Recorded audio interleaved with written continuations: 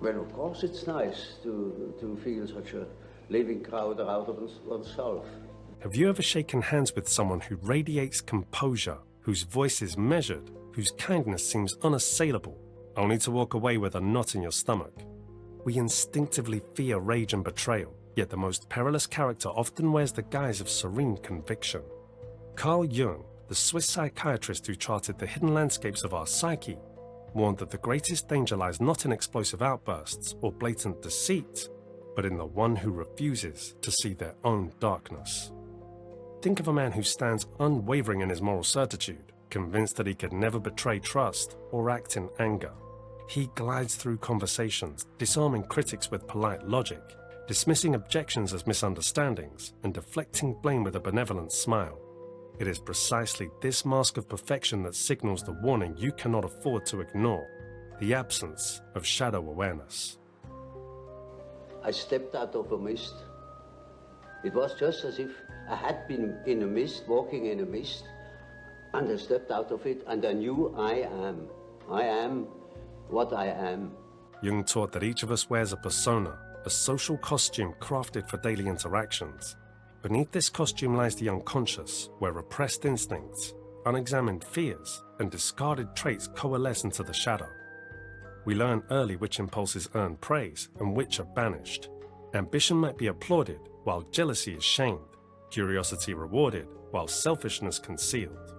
We adopt only the aspects that secure approval, burying the rest in the depths of our minds.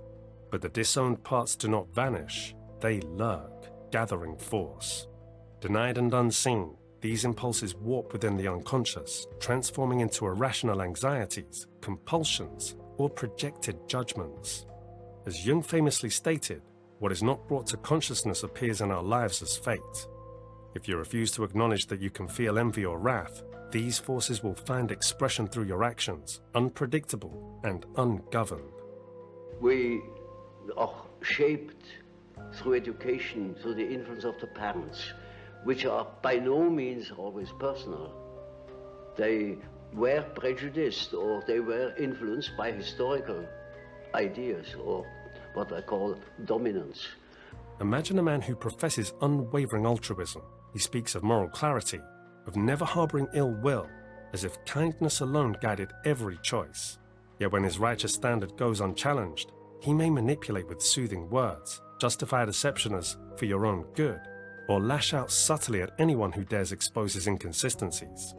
His conviction of purity blinds him to the tug of resentment or pride behind his deeds. The very shadow he denies becomes his worst teacher, puppeteering cruelty behind a veneer of concern. Witness the paradox. Those who admit their flaws tend to temper them. The self-aware nurse who acknowledges impatience pauses before snapping. The comedian who jokes about his insecurities guards against biting sarcasm disguised as wit. Self-recognition breeds caution, empathy, and genuine restraint.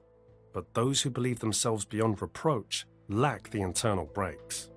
They rationalize every offense, minimize every hurt, and leave casualties in their wake, never understanding how they contributed to the conflict.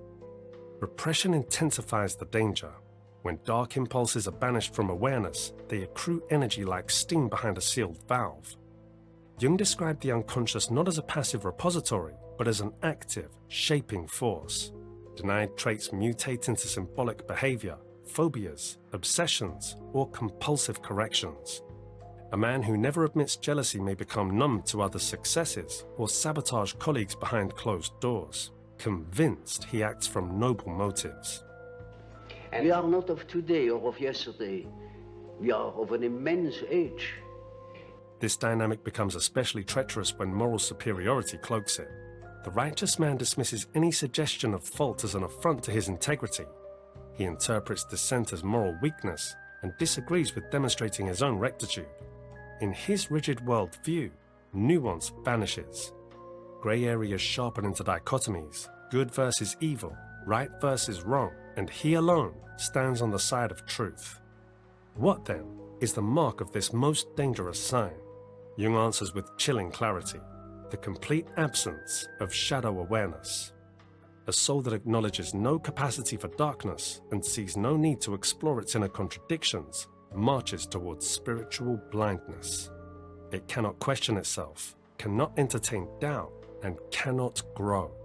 Instead, it projects its unclaimed shadow onto others, condemning them for motives it secretly harbors, yet denies. When you encounter such a person, notice the subtle symptoms.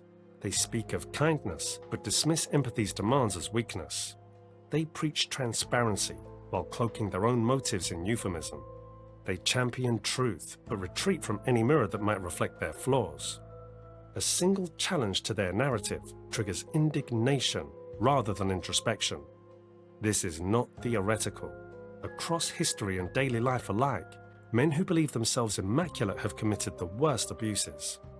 Their moral armor insulated them from guilt, their self-image shielded them from shame, and their shadows found outlets through systemic cruelty, hidden agendas, and fanatic certitude.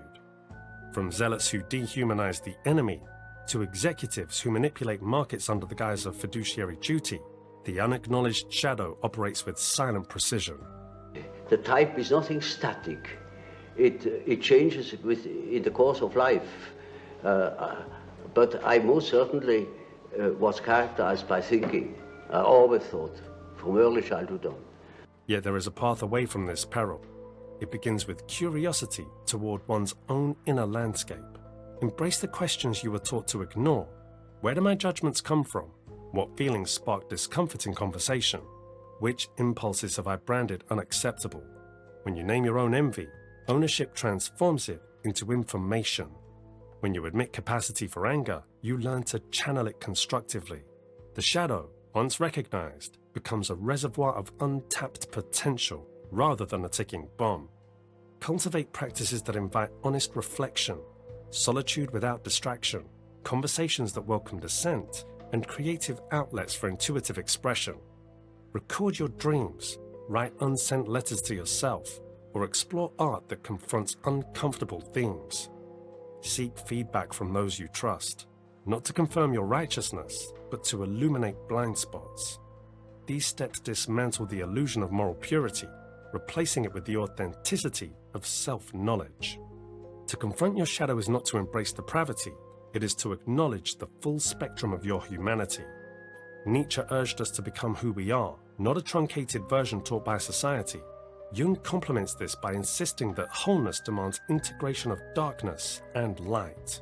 A man who can laugh at his own contradictions, who can weep for his own cruelties, who can forgive himself for his failures, stands free of the tyranny of perfection. The most perilous lessons often arrive when we mistake absence for purity. In life's hidden corridors, our dreams, our impulses, the flicker of irritation at a minor slight, lie clues to a deeper truth. That denial of complexity is itself a form of danger. Imagine a mirror that only reflects your best angles. You might live convinced you're flawless, but that mirror will shatter the moment life demands resilience. True strength arises when we treat discomfort not as a flaw to erase, but as a compass guiding us toward uncharted depths. In the same way a river carves its bed by negotiating rocks rather than ignoring them, we grow by engaging our darker currents instead of pretending they don't exist. By welcoming our full spectrum, ambition, envy, and fear, we forge an integrity that can withstand both calm and storm. This is the paradoxical freedom that springs from integrating rather than alienating our shadow. So the next time you meet a man who insists he could not possibly harbor a shadow, pause. Observe whether his good intentions flinch at scrutiny. Notice if his kindness recoils when you ask, "What do you fear in yourself?" Because what remains unseen within him may shape your fate more profoundly than any overt aggression. The sign of true danger is not visible in the thunderstorm, but in the calm sky that hides a storm within. There is no final verdict in this work of introspection. The shadow will return, shifted by life's trials and triumphs. But each encounter with one's hidden depths deepens awareness, fostering humility and resilience. In the permanence of shadow lies the promise of growth. Carl Jung's most dangerous sign is a reminder that the enemy we must fear most is not without, but within.